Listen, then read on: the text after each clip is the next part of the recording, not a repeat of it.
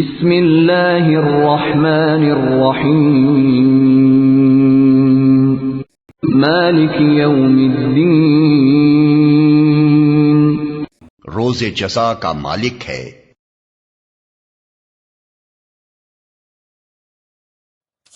مالک یوم الدین، یوم دین کا مختار مطلق ہے۔ دین عربی زبان میں کہتے ہیں بدلے کو، دناہم کما دانو کما تدینو تدانو، یہ کہاوت ہے۔ جیسے اردو میں ہم کہتے ہیں جیسا کرو گے ویسا بھرو گے، کما تدینو تدانو، تو یہ ہے بدلہ۔ اس کا بنیادی مفہوم جو ہے وہ بدلہ ہے۔ تو بدلے کا ایک دن ہے جس دن فیصلہ ہوگا کہ کون کیا کما کر لایا ہے اور اسے کیا بدلہ ملنا چاہیے۔ آیا اس کا برائیوں کا پلڑا بھاری ہے کہ اسے سزا ملنی چاہیے، یا اس کی حسنات اور نیکیوں کا پلڑا بھاری ہے کہ اسے جزا ملنی چاہیے، اس کا انعام اور اکرام کے ساتھ معاملہ کیا جانا چاہیے۔ وہ ایک دن ہے، اسے ہم یوم القیامہ کہتے ہیں۔ اور لیکن اصل بات جو یہاں کہی گئی، یعنی ایک جملے میں تین باتوں کا اعتراف ہو رہا ہے۔ بعث بعد الموت، ایک دن آئے گا کہ ہم مرنے کے بعد تمام انسان اٹھا لیے جائیں گے۔ پھر حساب و کتاب، پھر اللہ کے ہاں حاضری ہوگی اور حساب کتاب ہوگا۔ اور تیسرا یہ کہ اس حساب کتاب کے دن کا مختار مطلق اللہ ہے، یعنی کسی اور کو اپنے ذہن میں سہارا بنا کر آپ زندگی گزاریں کہ وہ مجھے چھڑا لے گا، یا وہ ہستی جو ہے اتنی زوردار ہے کہ وہ مجھے بچا لے گی، اس سے اپنے دل کو، اپنے ذہن کو بالکل پاک کر لیجئے۔ مالک یوم الدین، ایک دوسری جگہ پر قرآن میں آیا ہے، اس روز کوئی پکارنے والا پکارے گا لمن الملک اليوم للہ الواحد القہار، آج کے دن کس کا اختیار مطلق ہے؟ اور پھر کہا جائے گا اللہ کے لیے، الواحد قہار، جو پوری طرح چھایا ہوا ہے، مستولی ہے۔ تو مالک یوم الدین، جو جزا و سزا کے دن کا مالک ہے۔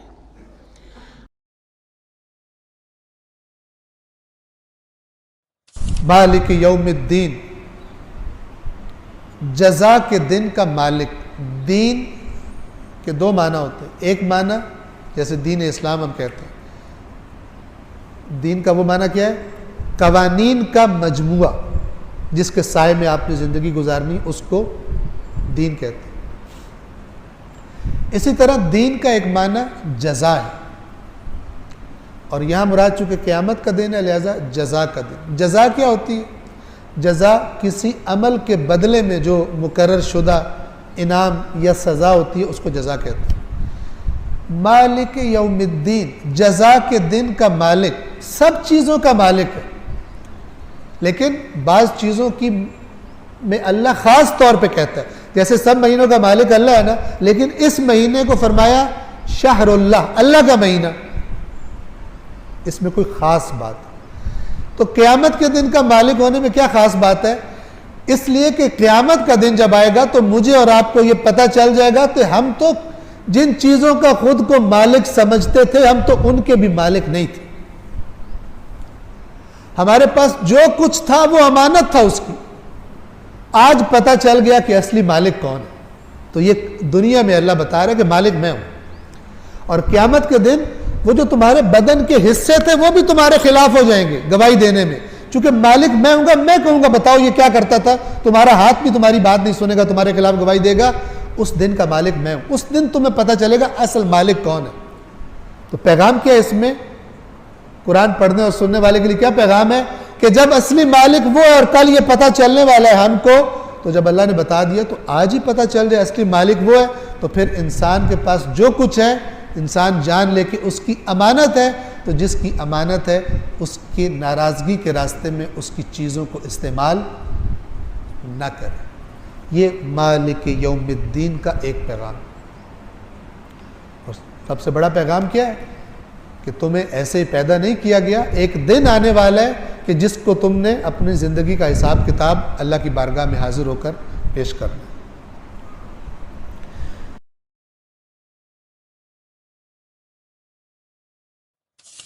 مالک یوم الدین، وہ مالک ہے قیامت کے دن کا۔ دنیا میں تو کئی بادشاہ ہیں، اس کی اجازت سے، اس کی مرضی سے نہیں، اجازت سے۔ اجازت یہ ہے کہ کھلی چھٹی ہے، مرضی نہیں ہے کہ وہ غلط کام کریں۔ وہ بس اللہ نے دو راہیں دکھا دی ہیں، انا ہدینہ السبیل اما شاکر و اما کفورا، ہدایت کا راستہ واضح کر دیا، چاہے تو شکر گزاری کی روش اختیار کرو، خواہ ناشکری کی۔ لیکن قیامت کے دن صرف اللہ ہی کا حکم چلے گا، دنیا والے جتنے احکامات ہیں یہ سب کی سب پاورز لوگوں کی طرف سے جو اللہ تعالیٰ نے دی ہیں وہ سلب کر لی جائیں گی۔ لمن الملک اليوم للہ الواحد القہار، آج کس کی بادشاہت ہے؟ اس قہار کی جو سب پہ چھایا ہوا ہے، قہار کہتے ہیں سب پہ چھانے والا، تو قیامت کے دن کا مالک ہے۔ یہ ایک ایک آیت کے اوپر ایک ایک گھنٹہ بولا جا سکتا ہے، لیکن چونکہ ہم نے پورا قرآن کور کرنا ہے تو وہ اس میں 7 آیات آئیں گی کراس ریفرنس کے طور پہ۔